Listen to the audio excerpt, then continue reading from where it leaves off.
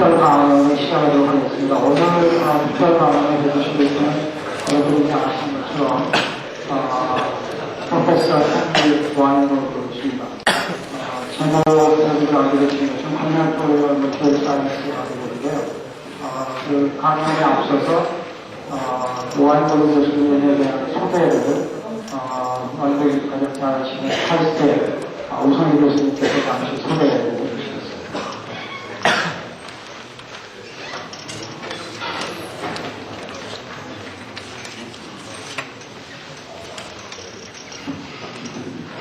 저희 초미세 화학공학소재연구정보센터에서 연구하는 분야하고 시빅스에서 연구하는 분야하고 굉장히 밀접한 관계가 있어서 저희 센터에서 이번 방황할 때 그 시간과 맞춰가지고 와인버그 교수님을 초청했습니다. 상당히 바쁘셔가지고 어저께 밤 12시 넘어서 도착하셔가지고 오늘 강의 끝나자마자 공항으로 가서 다시 샌프란시스코로 돌아가게 양력을 간단하게 소개를 해드리겠습니다. 1966년 유니버시티 오브 사우스캐롤라이나에서 화학공학으로 BS를 하시고 1970년에 유시버클리에서 박사학위를 하셨습니다. 그 다음에 영국의 케임브리지 대학을 건너가셔가지고 1년 동안 포스닥을 한 후에 72년부터 칼텍의 화학과의 교수로 89년까지 재직하시다가 89년도에 UC 산타바바로 옮기셨습니다.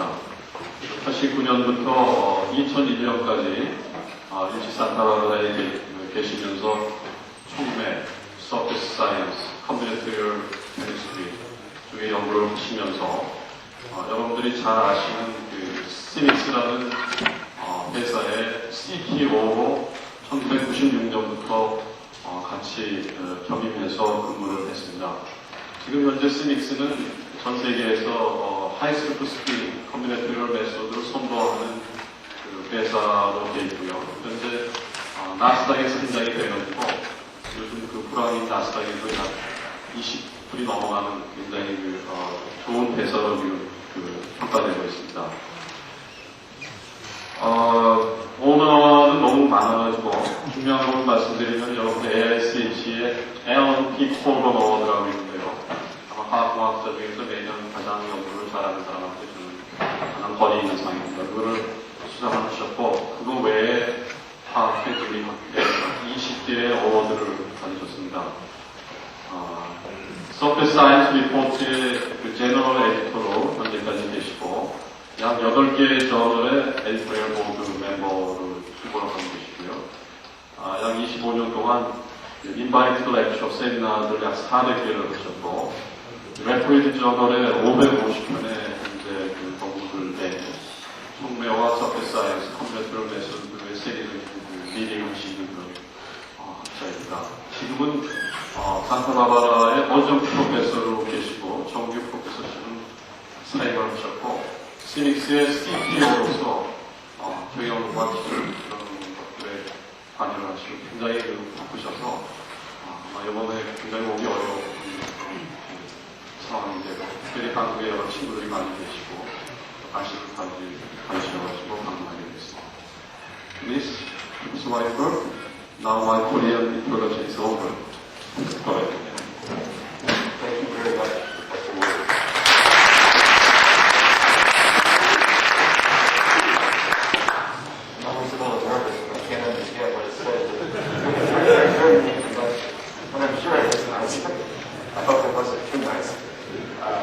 It's a very great pleasure for me to be here today during this short visit to Korea and to tell you about some of the things that we've been doing over the past 6 years at CIMIX in terms of combinatorial materials discovery.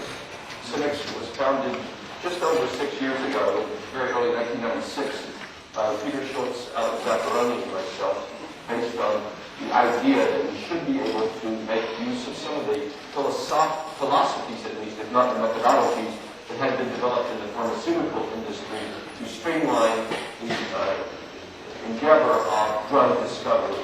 So receptor binding with fluorescent detection has been rendered a robust workflow methodology in the pharmaceutical arena, but it had not been extrapolated extrapolated to any other area. So the idea of CIMEX was to extrapolate it to as many other fields of research and development as could be done. So that's just a short background on the philosophy. So just as had been the case with drug discovery in the early 1980s, in materials discovery, the state of affairs was the following. Traditional materials discovery requires trial and error synthesis and evaluation, which resulted in low throughput, hundreds of materials perhaps synthesized and characterized by a PhD or a technician in 1 year. The corollary is it takes years to discover something, and it's expensive because the PhDs are highly paid folks. In terms of what we were trying to affect, this is the way to think about that. Combinatorial material science. This would involve methods for creating a large collection of chemically diverse materials, which we'll call libraries of materials. Methods for rapidly screening these libraries of materials for desirable performance, and also, very importantly, methods for storing, retrieving, viewing, and mining very, very large amounts of data. In the CIMEX database alone today, there are over 10 terabytes of information, just in our database alone, not including those of our partners and collaborators. So data management is a very key issue. All of these points have to be brought together in what I call a workflow and what you might think of as an assembly line. So an analogy would be, it would be relatively easy 100 years ago to make an automobile. But the genius of Henry Ford was that he made an assembly line, so you could continue to make automobile after automobile after automobile and do it in a stable, robust way. So the discovery process involves complete workflows, which first of all start with a high throughput primary library design. This is all done at a computer. The high throughput synthesis. This is all done by robots in a automated fashion. And the high throughput primary screening. This is all done with automated equipment. And then one simply circles through, iterates this procedure until one discovers materials which have a certain metric that suggests they are of interest to us. And those we call hits. These hits that are taken to secondary library design, focus library design. With focus synthesis, typically there's more material involved here. In a heterogeneous catalyst, for example, there may be 100 or 200 micrograms of material involved here, and down here it might be 20 or 30 or 40 milligrams. So this is at a larger scale, but still a small scale. Secondary design, secondary synthesis, secondary screening, and optimization. This is then iterated until we get something called leads, and the leads go to the traditional laboratory reactor for further optimization. So basically, one is just building on the machinery one already has available, but making it much, much more efficient by putting a front-end engine on it, which accelerates the rate of discovery, and I'll talk about that in just a moment. But first, let me give you just an overview of the sorts of activities in which we are engaged. There's a great deal of work in catalysis, both homogeneous catalysis, most particularly olefin polymerization catalysis. There's a lot of work going on in heterogeneous catalysis, gas phase and liquid phase. And I'll talk more extensively about both of these activities in the lecture this morning. But there's also a great deal of work going on, especially in polymers and formulations, more value-added polymers such as diblock, copolymers, hydrophilic architectural engineered polymers, and formulations of those polymers. There's work going on in life science applications in terms of polymeric materials for separations on the one hand, all the way through to formulation and pre-formulation of drugs in terms of salt selection, polymorphism, solubility, hydrostaticity of the putative drug candidate. And then finally, electronic materials is a large activity there, with the core competency of CIMEX being principally in the area of luminescent materials, all sorts of luminescent materials, plasma display, electroluminescent, lighting applications, long-acting glow phosphors, just in the broadest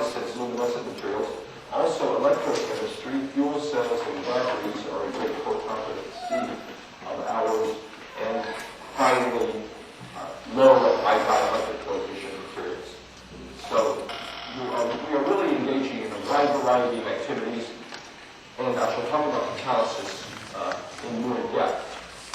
Just to give you an idea about some of the partnerships that we have established around the world, in Europe, in North America, and in Asia, here are companies which have allowed us to disclose that we are working with them. The only one company that has allowed us to disclose that we are working with them in Asia is Sumitomo, but we have a very large research arrangement with another Asian company who prefers for the moment to remain anonymous. And these run the gambit over all of the applications that I just mentioned. But now let's think about catalysis in general, and then we'll think about homogeneous catalysis, and then we'll think about heterogeneous catalysis. But in any event, the stages of catalyst discovery and optimization are shown in this cartoon. We have a funnel, and the way things are done today is we have a lab reactor, and the discovery starts there. But what we have implemented is the primary screening as a first stage, where many, many formulations, a number of formulations which are screened goes up as we go up the funnel, and the data precision goes up as we go down the funnel. So in primary screening, we're just looking for trends. We're not looking for 3 significant digits in the data, simply trends that suggest that one catalyst is better than another catalyst when benchmark against the standard, which is always put into the primary screen. In the secondary screen, we're more careful. There are fewer formulations, the data is more precise, and then we put that front-end engine onto the normal lab reactor, followed by pilot plant, followed by plant. So that is the way to think about the way one implements combinatorial catalysis and combinatorial material science, more generic. So in terms of experimental throughput in homogeneous catalysis, the old way to do it was tedious experiments per day. The conventional way was to have 2 experiments a day on a very good day, running in the afternoon with the PhD and the technician. When we are doing primary screening, we are typically doing 1,000 experiments a day with that same manpower. And when we are doing secondary screening on those catalysts which are showing interest, we are doing 100 experiments a day. So this gives you an idea about the increase in efficiency. There's obviously capital associated with this, so there are costs associated with starting it up. But once one has the assembly line available, you can see just what the cost savings, both in terms of money and, as importantly, maybe more importantly, time can be. So what is a homogeneous catalyst? Well, a homogeneous catalyst is a molecule. It's typically an organometallic molecule with a metal center, usually a transition metal, but not always. A metal center surrounded by ligands, which have an empty site, which is available to do the catalysis. You can think of that as an unfilled site on a solid surface if you prefer to think about heterogeneous catalysts. And then if we're doing olefin polymerization catalysis, it will be an alkyl group as well as the ligands. So what can we modify if we want to explore the activity of this catalyst? We can modify the ligands, we can modify the transition metal, and we can modify the process conditions. All 3 things can be modified. And if one has, say, 5,000 ligands in one's ligand archive and 40 transition metal precursors or metal precursors in one's metal precursor archive, and then you can take about 5 different substrates into it, which might be polymerized, and one can think about 5 different process conditions, and if you multiply that out, you're up to well over 1 million experiments, 1 million good experiments which might be carried out. And obviously which could never be carried out in our lifetime if we were doing things in a traditional way. So we're not suffering from a lack of ideas, a lack of experiments to do. Some people, when they hear this, say, oh my goodness, if I could do 1,000 experiments a day, that would be nice. But I cannot think of 1,000 experiments to do in a day. But that is wrong. They are underestimating themselves. That's what I've been phoning in now to offer an apology. So, the high throughput lead discovery, which we're talking about, requires the following. It requires ligand arrays which are diverse in substructure, because diversity is good. It gives you a broader view of the entire landscape of the organometallic molecule. You need well-designed diverse metal precursors and activator arrays to activate the transition metal, to create that empty site that we saw in the molecule, which have high-yielding routes to targeted relevant complexes in our exploratory lattice, and efficient activation methods. We need knowledge of the importance of process conditions, and we need automation, streaming, data storage. So basically, you have to have extraordinarily good chemists carrying this out. You cannot replace your formerly good chemists with two chimpanzees. That would also not work. You need very intelligent people, and you need to empower them with these methods, which will allow them to do things they would never have dreamed of. So let's just look at one example. We start out with what I call a scaffold. This is a scaffold molecule. It contains an alcohol and an aldehyde. And then we try and add diversity to this scaffold by using high-yielding reactions. And the four high-yielding reactions which are shown here are heat condensation, reductive animation, amine reduction, and then the Williamson-Mitsunobu ether synthesis reaction. So, for example, when we go from here to here, we're doing the reductive animation. From here to here, we're doing the amine reduction, followed by the amine condensation, followed by the amine reduction in 2 steps, but both of them are high-yielding steps. And then from here to here, we're doing, in one of those 2 steps, the ether synthesis reaction. So we are able to go to a wide variety of different ligands by using one single scaffold. And if you have numerous scaffolds of high-yielding reactions, you can make many different ligands. In this case, these ligands contain nitrogen and oxygen heteroatoms, and these nitrogen and oxygen heteroatoms are what bind to the transition metal to make the organometallic molecule. And the nomenclature that we use is shown up here. The coordinating atoms are typically put out front in parentheses, and then with numbers in parentheses following that, we have the hapticity and the charge. The hapticity is just the number of atoms which coordinate to the metal, and the charge is the formal charge. For example, when there's deprotonation, which would occur from these protons which remain on some of these functional groups in the ligand, because that proton is deprotonated when you have the complexation of the transition metal. So here, we're just looking at one simple reaction, one of the 4 I was just talking about, the reductive animation, and we have across the top, in the first row of the matrix, various different scaffolds, and along the first column we have various different building blocks which we react with the scaffolds to make the ligands. And I haven't confused the issue by putting in all the ligands that were synthesized. I've just put in a molecular weight. Some of them are shown over here, and these are containing oxygen, sulfur, and nitrogen heteroatoms. And you see some examples of heterodentate neutral ligands down here, and some examples of bidentate neutral ligands here. Just using reductive animation allows you to make a very large number of diverse ligands. Cross-coupling is also a very effective methodology, very high-yielding, can be done in parallel. So our cross-coupling technology, using a proprietary palladium tablet that we developed, allows us to use these scaffolds with these building blocks to, again, make a large number of different ligands of complex and diverse substructure, 2 of which are shown here. These bidentate orderly -1 charge nitrogen oxygen coordinating ligands.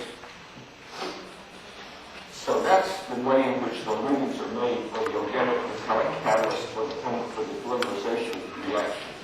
You also need to be able to complex these ligands with a metal in order to make the catalyst, to make the molecule. And the way in which that's done, well, one of the requirements, the general requirements for the metal precursors that are used, they should react cleanly with ligands of diverse steric electronic structure, because we have a lot of different ligands.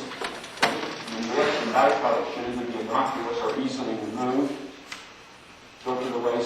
delay, whatever. It should have appropriate solubility properties because we're going to do all of this with automated casting with robots, and they should be thermally stable. So we developed over the years these complexation methodologies which fulfill these criteria, and I'll just show you some of them. Alkane elimination is one, which works with this ligand and this nickel precursor to extrude tetramethylstyrene, which is an alkane as far as I'm concerned, and pyridine to form this diamine catalyst, sometimes known as the Brookhart-Johnson family of catalysts, which works relatively well with polar monomers or even just ethylene to form branched polymers. DuPont adopted this technology from Brookhart and the University of North Carolina. The pyridine is bad, so the pyridine would have to be removed. Self-elimination, a very similar ligand reacting with a different nickel precursor to eliminate lithium fluoride, which is perfectly innocuous, and also platinum-phosphate, which may or may not be innocuous, so typically we subdivide them away just to be sure that they have a pure catalyst. And then finally, self-elimination, where a different nickel precursor just eliminates lithium fluoride, and we have exactly the same catalyst, or exactly one more route to possibly get to that catalyst. So we would typically use all three of these routes to try and synthesize in parallel this catalyst, thinking that at least one time out of three, and probably more than one time out of three, we will succeed, and then we will do the screening. All of these other ligands over here are removed during the activation process, and only the histidine remains. So this will result in the same catalyst when exposed to all of them. And in terms of metal precursors available, I show here the 40 different metal precursors available in our archive, which are routinely screened. As you can imagine, some are screened more routinely than others, but all of them are available. 20 different ones. So, to summarize, we have a ligand archive. We select 96 of these ligands. We take that 96 element ligand set and daughter it, and then we can react it with different metal precursors, with different groups, to get the metal complex plates. Then we activate those to make the final catalyst with the vacant site, and then we carry out the primary screening reaction, which allows us to do 10 plates a day, 96 times 10, 960 catalysts a day in primary screening. Primary screening is frequently infrared thermography, and I show here an infrared chamber in a one-plate system. So this is a glove box because all of these compounds are air and water sensitive, so everything has to be done in a dry box. There's an infrared camera sitting up here, and there's a reactor sitting down here with a sapphire window here, a sapphire window here, such that it's infrared transparent. This is a blow-up of the reactor. This is the reactor open. The 96 wells of catalyst are in here. It's pressurized with olefin, locked up, as you can see, and this is what it looks like when the experiment's going on. There's a sapphire window. So a snapshot of the data I'll show next. This is just a snapshot after some arbitrary period of time, 15 minutes, let's say, where we have 96 neutral ligands, metal precursors, catalysts activated with ethylene, and do the infrared screen. So nickel, cobalt, manganese, the three of the transition metals on these three plates. And you see regions of activity. The red means heat is being given off, and the green means not so much. So this is a qualitative result at one point in time. But if you want those quantitative result as a motion picture as a function of time. In other words, you want something that looks like this. You want the infrared emission as a function of time, and you want two things. You want the differential heat of reaction, and you want the integral heat of reaction. The red here is the differential heat of reaction. There's a period of activation, and then followed by a period of catalyst death. And the amplitude of the red gives you the rate instantaneously at that point in time. The blue is the integrated heat of reaction, which is related to the number of turnovers that took place in the little well containing about 500 microliters of solution. And that will tell you how many reaction events occur. It will not tell you whether you made a high concentration of oligomers or a lower concentration of polymers, but it will tell you the catalyst turned over that many times. So this is the quantitative data that you would like, and this has been automated with the CCD camera, and this is a result of that in our screen. But the actual result of that doesn't look like the slide you just saw, but rather looks like this. You're getting a lot of data in a short period of time. So this is a result of the screening of the first 96 catalysts. And you can go through and look. There's a very bad one, as you can see, bad. And some of them are good. But again, that's a bit tedious. So doing software was written, which just makes it much easier to visually see which catalysts were more effective. Here, 1, 2, 3, 4, 5, 6. Those are the more effective ones. You don't even have to squint. And then you can look and see why they were more effective. And that would be a tomorrow experiment. In the meantime, you're running 900 other experiments using the pre-decided upon weighted site. This is what the assembly line looks like as a photograph. There are several of these, primary screening, assembly lines available to us depending on the project that we're running, and the thermometry is down here on the end of the assembly line. When we do secondary screening, as I said earlier, we use more material. So instead of 500 microliters of solution, here typically we're using 5 to 10 milliliters of solution. And what we have are 96 parallel, individually stored, individually pressure monitored, individually temperature monitored, continuous stirred tank reactors. These are, that's 8. So there are 8 reactors in a module, we need a 12 module. 48 over here, 48 over here. The robotics are in the middle to load up the glass vials which sit inside of these CSTRs. So 48 reactions per run for each of the 296 total. And here you actually make polymer, sufficient amounts of polymer to characterize the polymer. So you can characterize quantitatively the activity of the catalyst and then examine the polymer that you made.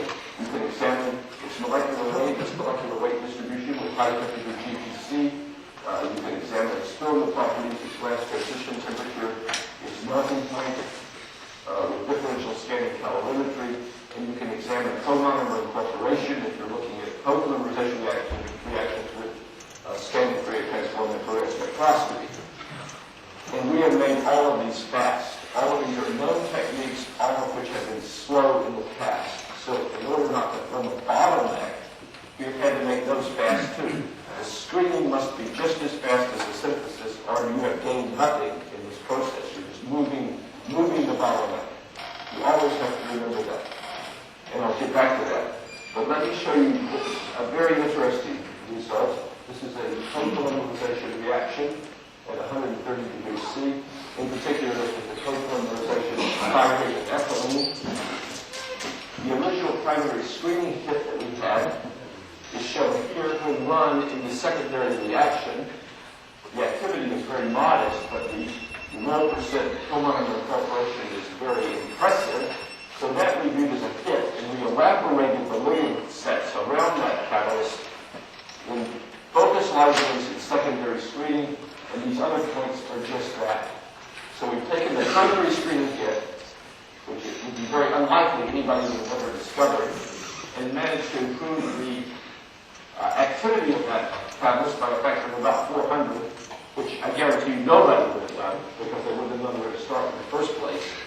And all of this was done within a matter of weeks.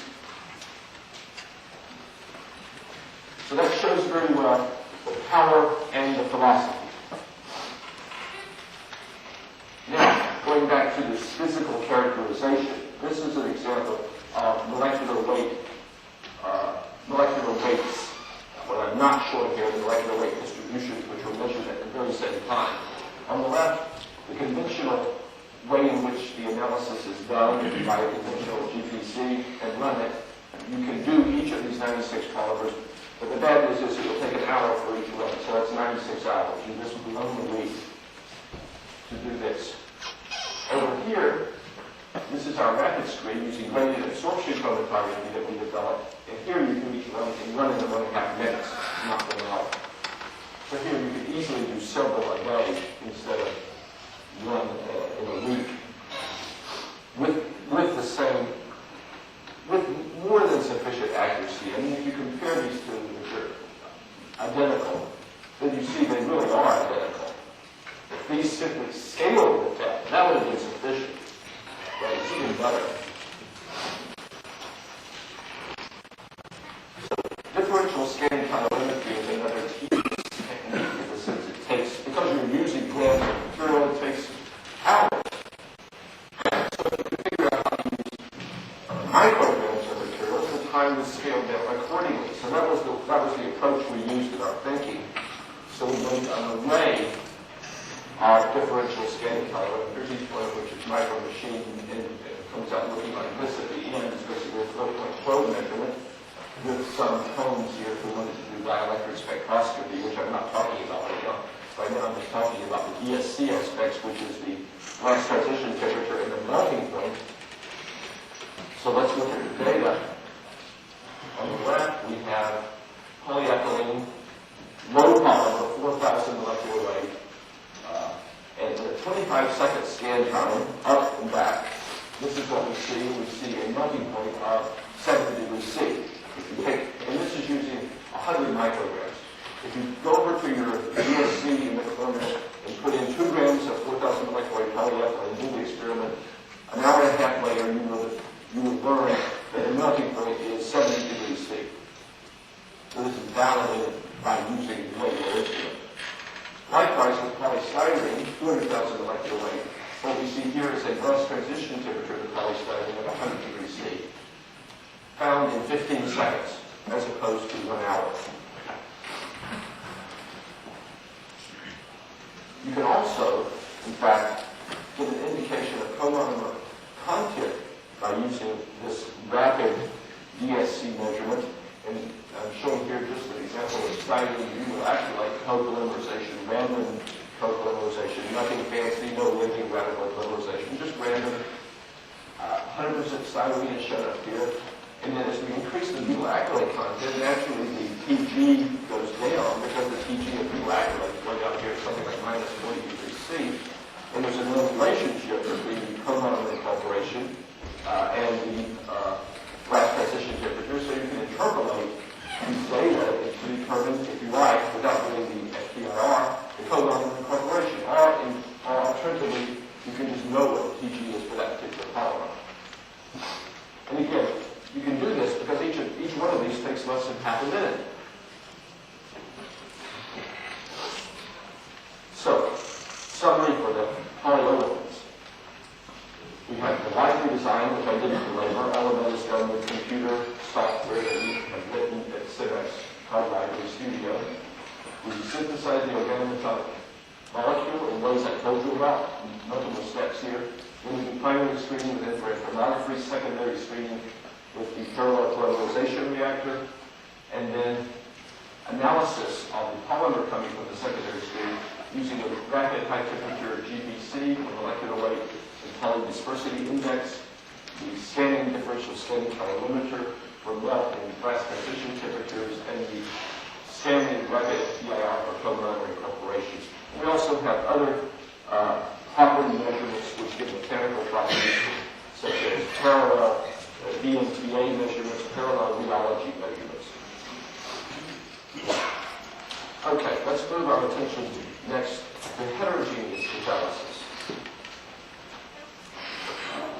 And we do the same thing. We have primary screening and secondary screening. Primary, secondary synthesis, and screening tools. The primary synthesis consists frequently of unshipped thick film libraries, about 250 micrograms of material. I'll show you some pictures and some examples, which are made in various different ways, which mimic the way catalysts are made. The screening is done by rapid serial scanning mass spectrometry, rapid serial photothermal fluxing spectroscopy, or parallel techniques essentially borrowed from physical chromatography, which a fluorescent indicator is used for the detection. These are all primary. And in the secondary synthesis, we make more catalyst here, 10 milligrams, even up to 1 gram, using, again, very good mimics of the way a real catalyst would be made. Sometimes not even mimics, just the identical way a catalyst would be made. It's just simply done with robots and automated. And then the secondary screening involves basically, for the gas phase reactions I'm going to talk about, multi-channel fixed band reactors, typically 48 different channels.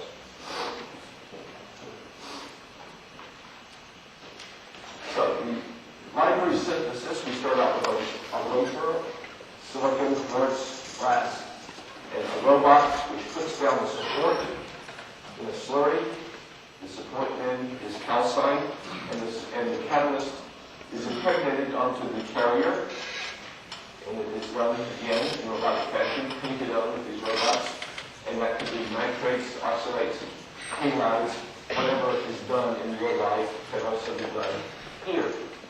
These libraries have been taken and processed, and here what you see is a 16 by 16 array, 256 heterogeneous catalysts. There they are there, 256. There's another 256, another. So 1,500 catalysts are being processed in this oven in various atmospheres, depending on what sort of catalyst you want to make.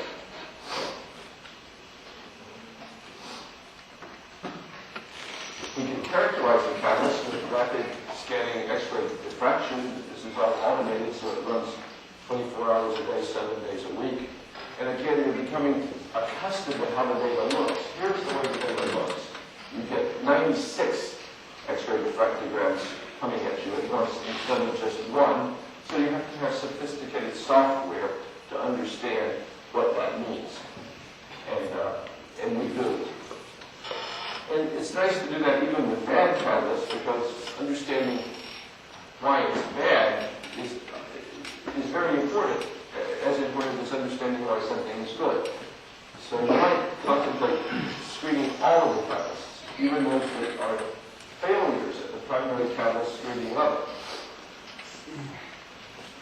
So let's go back and think about the scanning mass spectrometer, which is a rapid serial technique. It takes typically 2 minutes per catalyst, but you could take more or you could take less.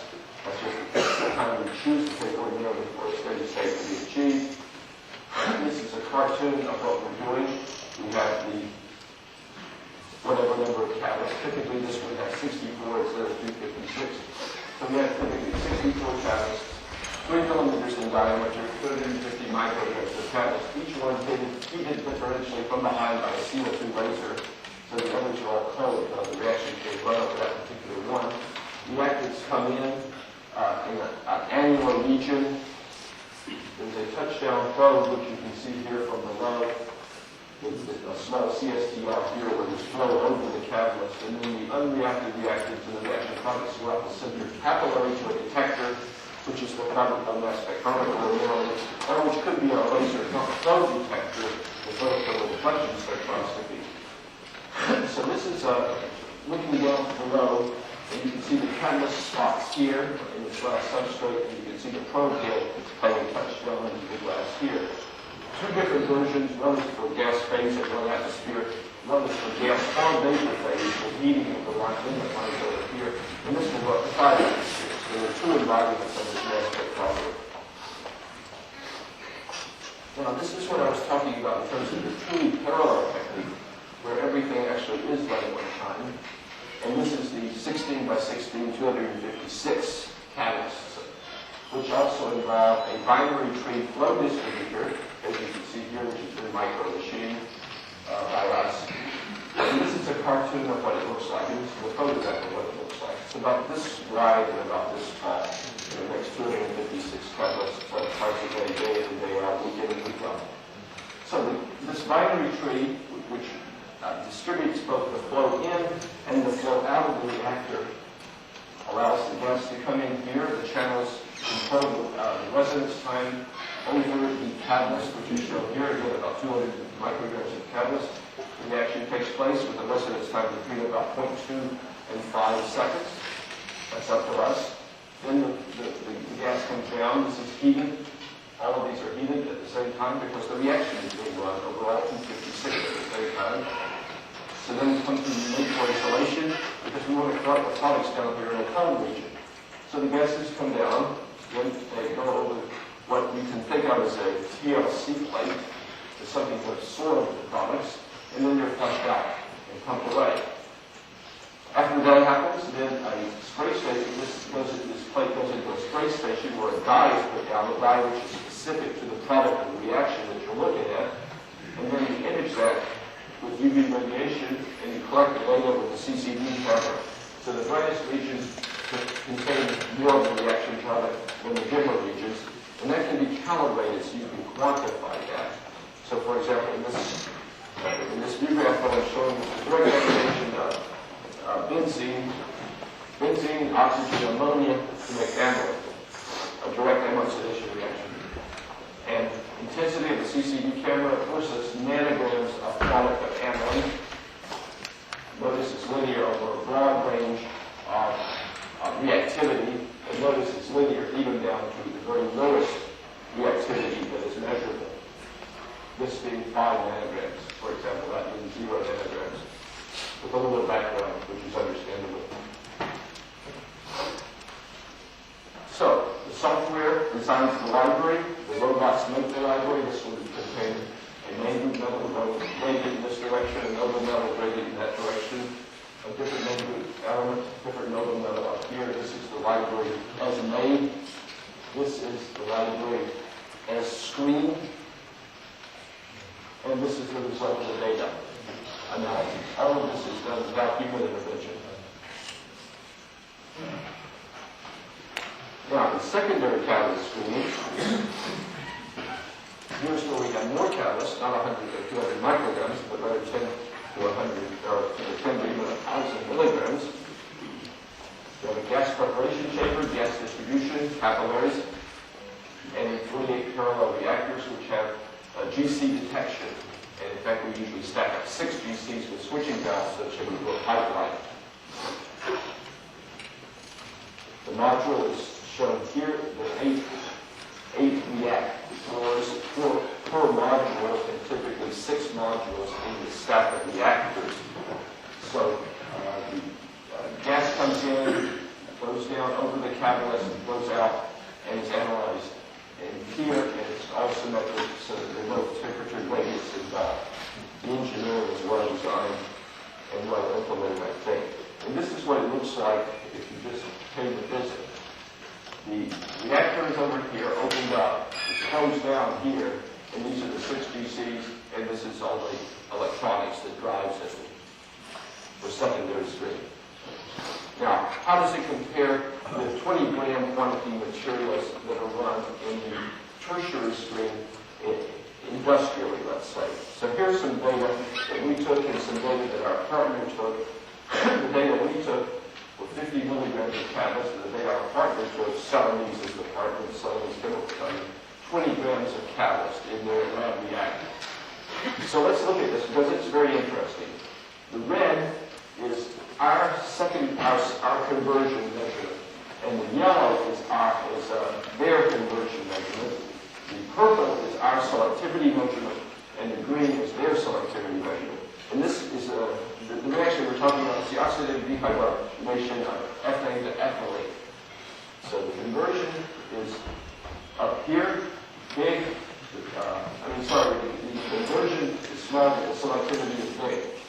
So let's look at the mean. The mean plus or minus 2 sigma is shown here. For our small reactor, it's 16.1% plus or minus 1.6%. And for their big reactor, it's 17.2% plus or minus 4.2. There's more consistency in our data than there is in theirs. The tightness is greater, and there's no reason in the world for me to believe that the real conversion is not 16.1. I do not for a minute believe it's closer to 17.2, more or less Celanese after doing these experiments. In terms of the conversion, we got 89.6 plus or minus 3.2. They got 84.8 plus or minus 6. Those are statistically the same. Again, the only difference is the tightness of our distribution is better. So one might argue based on this that in certain cases, you can throw away the lab reactor. You can go straight from the secondary stream to a mini plant run. But that needs to be looked at on a case-by-case basis. Okay, let's finish up by looking at some data for the oxidative dehydrogenation of ethane, the results of which I just showed you. This is the reaction. We want to go from ethane to ethylene. We don't want to go to CO2 or to CO.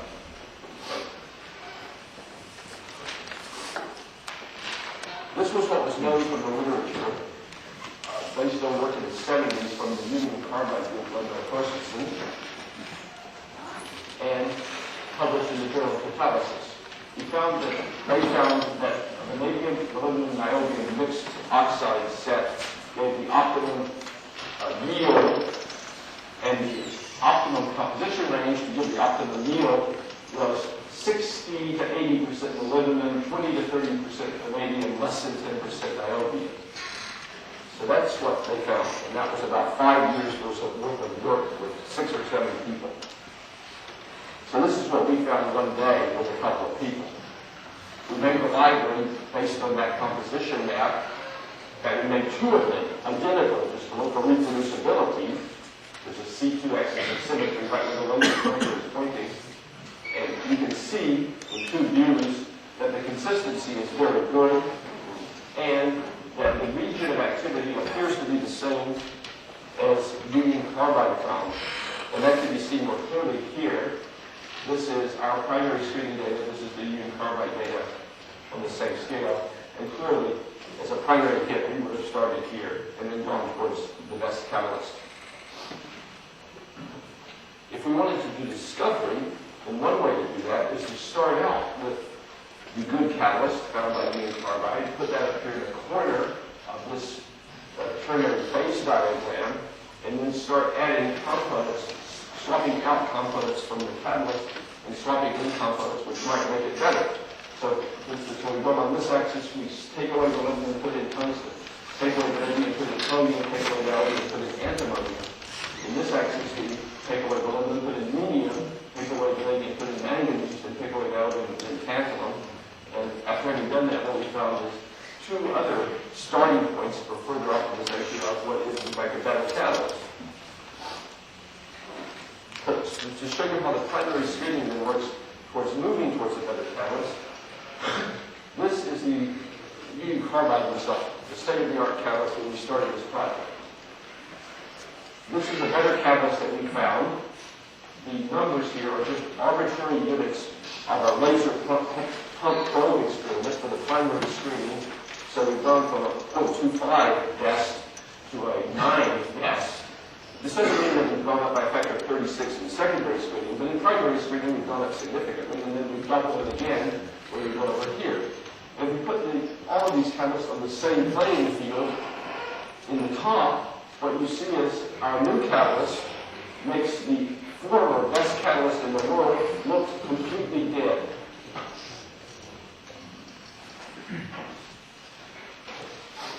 In secondary screening, we also showed success. Here we have the ethane conversion and on the left and the ethane selectivity on the right versus reaction temperature. The old state-of-the-art catalyst is shown down here, and 2 new sets of catalysts that we found are shown here. So at 350 centigrade, we've gone from 3% under these reaction conditions to 15%, a factor of 5 improvement. While at the same time, the selectivity has not suffered. When you heat higher and higher the old catalyst, the selectivity gets worse because the old catalyst prefers to burn ethylene slightly more than it prefers to burn ethane. Our new catalyst is completely agnostic. It doesn't care what it eats. It will eat ethane as well as it will eat ethylene, which is a good thing. So therefore, its selectivity is just flat as a function of temperature. And the bottom line is that let's just look at the space-time yield. The bottom line of space-time yield, the old state-of-the-art catalyst is shown right here. And that's 30 kilograms per hour per cubic meter when you put this in a big reactor and weigh how much ethylene comes out the back end of the reactor. 30 kilograms per hour per cubic meter. Our new catalysts, when tested in the same large-scale reactor, are giving 300 kilograms per hour per cubic meter. A new nickel tantalum-based system, nothing to do with the vanadium, iodine, molybdenum system.